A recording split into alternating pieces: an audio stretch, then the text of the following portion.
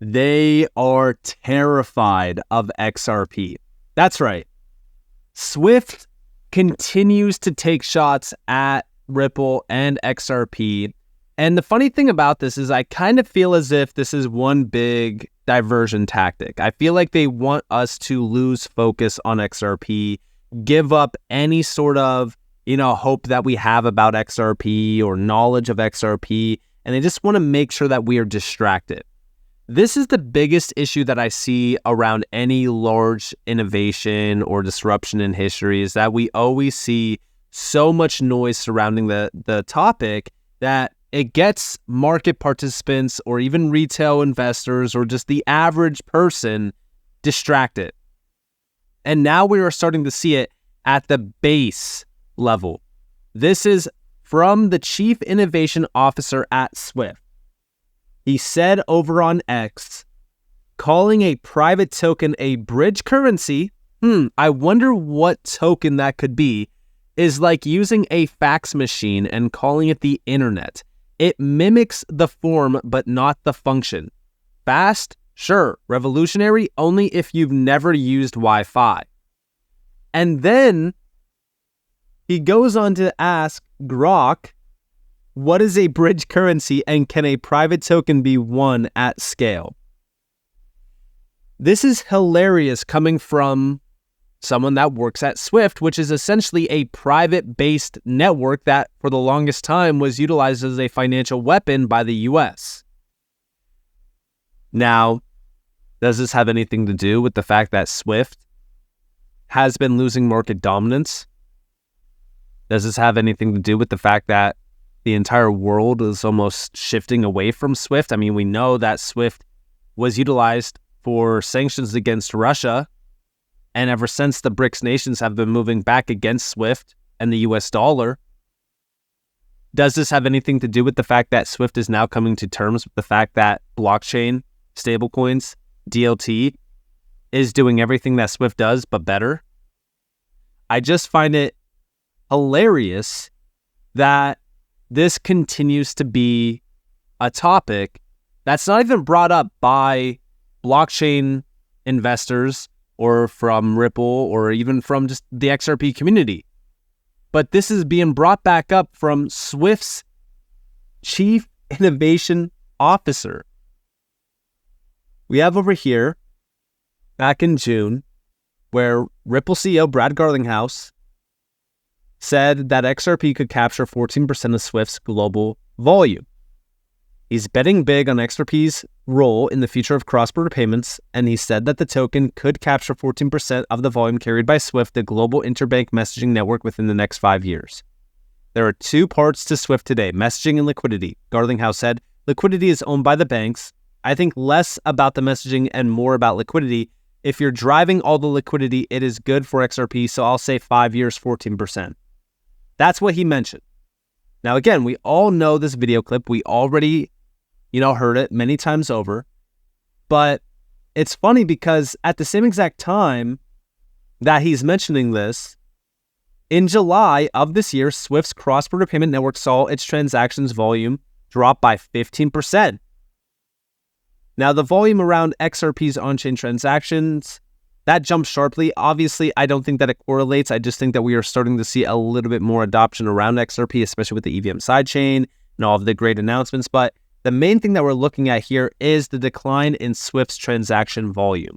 And here we have the few causes behind this. Number one, cost and efficiency challenges. Swift depends on traditional interbank settlements, which typically take about 1 to 3 business days for cross-border payments. These transactions incur significantly higher fees. Its lagging efficiency is increasingly apparent in the era of digital payments.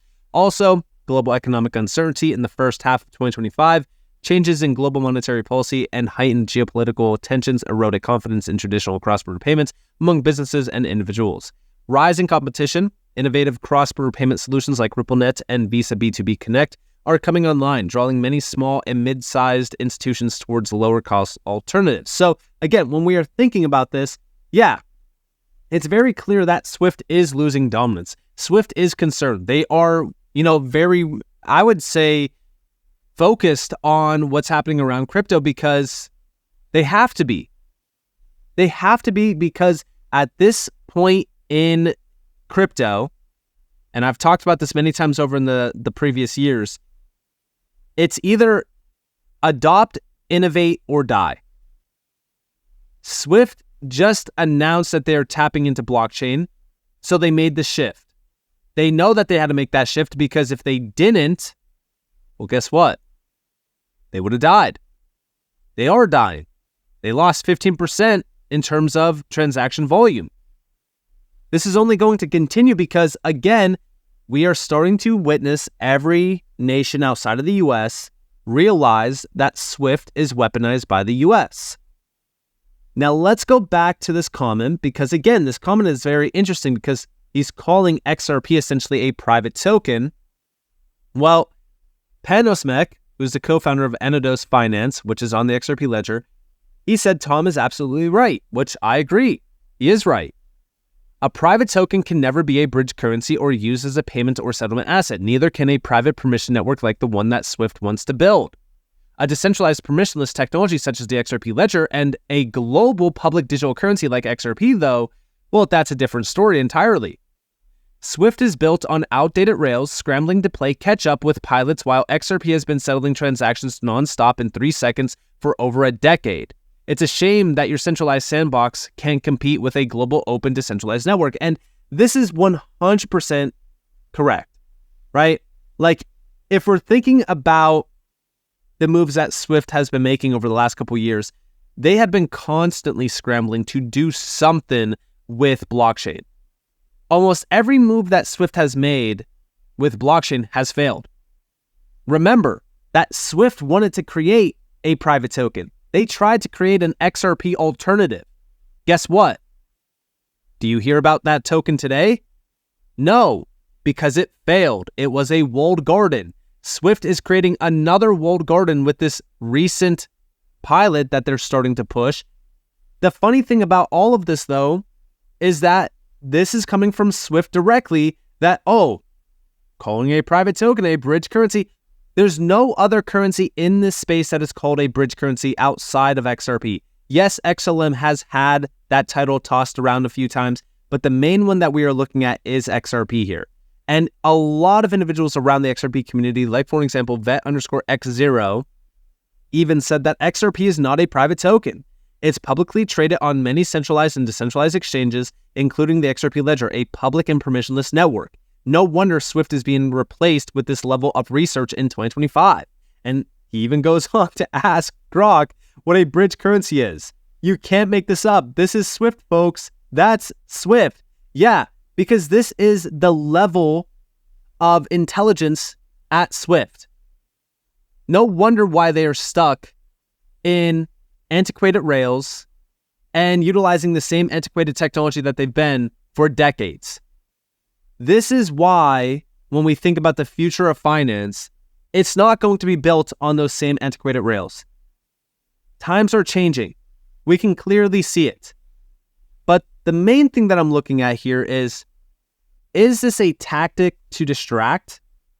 Maybe to, take a shot to see if retail is going to read this and say, I might have to sell XRP then. This is coming from Swift directly, so they're just telling us that, XRP is basically useless. So I might have to sell, right? Like, is that a tactic that they're trying to use here? Because again, we already know that, Swift and Ripple have the same partners that are, linked together. Like, for example, Thunes. Back in September, right, we know that Thunes announced that they're empowering banks to deliver fast cross-border payments to bank accounts via existing Swift connectivity. I mean, this was September 29th. This is right after, on September 2nd, Thunes announces that Thunes and Ripple expand global partnership to transform cross-border payments. So I wonder what this comment really, I wonder what the motive behind this comment actually was. But also, remember that Swift and Ripple are connected back to Volante. Process, Swift, GPI, Ripple, blockchain, digital currencies, and more, all from a single modern platform, cross-border payment solution from Volante. These two are connected through a lot of initiatives. Remember, the BIS's CPMI group includes Swift and Ripple on it as well. I feel like there's a lot of diversion tactics being pushed to the retail sector. I feel like it's psychological warfare, making us think that XRP isn't going to be adopted, isn't going to be utilized. Swift will never tap into Ripple. Swift will never, look into XRP. I just feel as if there's a lot of diversion happening here. But also, on top of that, Anderson did say, I've said this before, the only reason why they mentioned the one is because the kingdom is threatened by it. Otherwise, they would simply ignore it. You don't spend this much energy on something if it's not a threat. Basic psychology. Yeah, I mean, why aren't they mentioning Bitcoin? Why aren't they mentioning Ethereum? Why aren't they mentioning any other currency? They're only mentioning this private token, which is a bridge currency. XRP is the only one that is constantly mentioned. As far as mentioning private and public within the same context, I assume he means privately issued instead of publicly issued by the central bank, or even a stablecoin, which is backed by cash and treasuries. And yeah, that could definitely be the case. He could be calling it a private token because he's essentially saying, it was issued by a private entity, because Ripple is a private company, but not a public entity.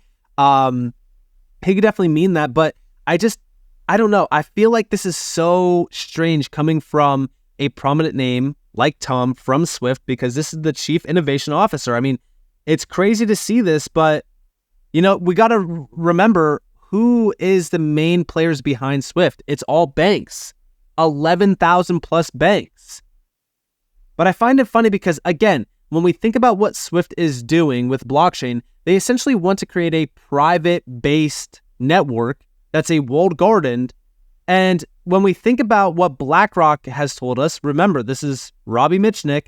Big shout out to Subjective Views for this. There's 2 video clips here. This got posted back in March of this year. This is Justin, BlackRock's head of digital assets. Robbie Mitchnick says the direction of travel and focus for TradFi firms are public blockchains. That's right. No more private initiatives that are created by these names like Swift just to hold dominance and continue to squeeze the market for every single dollar possible. Check it out. Financial institutions' efforts on private blockchains in the past, and maybe sort of the shift to public blockchains at the regulatory political temperature that has kind of been changing in recent years to kind of lead to that. Yeah, well, I think the verdict is in on the private blockchains, and it's not good. That was obviously where a lot of the TradFi exploration in this space occurred in the early years. In particular, that was really all the banks and some of the other TradFi institutions had comfort with. But the track record is what it is, and it reflects the fact that there's been very, very de minimis actual adoption in an economic, commercial way at scale of any of these private blockchain projects. And I think, in hindsight, at least, that makes sense in terms of the curbing of the value prop of blockchain's potential that a private blockchain represents. And so public blockchains are increasingly the focus, even for TradFi firms, maybe not at all yet, but certainly that's the direction of travel. And, we've seen obviously encouraging regulatory guidance over the last couple of weeks that help support the notion that this is now a suitable territory for even banks in the U.S. to engage in. Now, he also went on to say, you heard it from BlackRock, now hear it from the head of digital assets at Standard Chartered. Majority of the activity has been in public blockchains, and private blockchains have not seen the successes we were hoping for, because again, they are walled gardens. They are closed off systems that people do not want to utilize. They do not have trust at all tied back to these private networks. This is why I keep telling everyone, stop focusing on what Swift and these big private entities are doing. They are not going to see the success that these public blockchains see. Check this out. So public blockchains, as a bank, we've taken a stance that we believe that digital assets in their entirety are going to be there for the foreseeable future, if not permanent part of the fabric of financial services. So obviously, public blockchains are something that have been burgeoning, and that's where the volume is and activity is. And as correctly pointed out by Robbie earlier, that majority of the activity has been in public blockchains, and private blockchains have not seen the successes we were hoping for about 6-7 years ago. For us, the main driver has always been commercial activity. So if there's client demand, we perform our duty to perform the services and offer the products that the clients need. And the need of the hour over the past 1.5 to 2 years has been a regulated GSIB or a global systemically important bank to step in and provide crypto custody for a start, and then other digital asset services that are on public blockchain. So from Standard Chartered Bank's point of view, the amount of work that's gone into enabling a public blockchain infrastructure with our partners and our vendors has been immense from a risk point of view, technology point of view, assurance and governance point of view. And I think that's going to be the same across all organizations, much like what BlackRock may have done, or other banking financial institutions, other asset managers have gone through in adopting public blockchains. And this is also why when it comes to the XRP ledger and XRP, it will always have the upper hand over names like Swift or any of these big banks trying to create these private initiatives. Again, the reason why Swift has been failing, everyone always wants to say, oh, it's the inefficiencies. It's the inefficiencies. Swift has been failing globally because these nations are tired of utilizing a centralized system that is essentially controlled by the US. They're done utilizing these financial weapons. It's the number one reason why we've been seeing such significant moves against the US dollar. And even the BRICS have been starting to create their own currencies or looking into blockchain because, again, who wants to utilize something that you can get cut off of from, right? Like the main reason why we're witnessing increased adoption around blockchain is because of that reason. These nations are tired of, the US. They've utilized the dollar. They've utilized Swift. Now we see Swift the same, again, we're talking about the same network that is a private network that is predominantly controlled by the US, calling XRP a private token and saying that it's going to fail because it's a private token that's not a bridge currency, that it's mimicking the form, but it's not the function. This is ridiculous. It's absolutely ridiculous. And again, it speaks volumes not on the idea of, XRP being this bridge currency or XRP, doing this or XRP doing that. It speaks volumes on Swift's part, on how uneducated these employees at Swift are on crypto, and also the education level of these individuals to not do proper research and to not look into things before they start to make posts like this. But again, I do question, is this a distraction? Is this to get us, looking into things and saying, oh, I wonder if XRP is the one or not. I wonder if they're trying to replace XRP. Like, I go back to what Anderson said. They are terrified of this. They are threatened by XRP. They feel so threatened by XRP to the point where they have to mention it on X. They have to talk about it. They have to take shots at it. It reminds me of the Bitcoin maxis constantly talking about Ripple and XRP. But this is on a much larger scale because this is Swift, the largest global network. Why do they even have to talk about XRP? They're doing well, right? Comical. So with that being said, I hope that you guys enjoyed this video. If you guys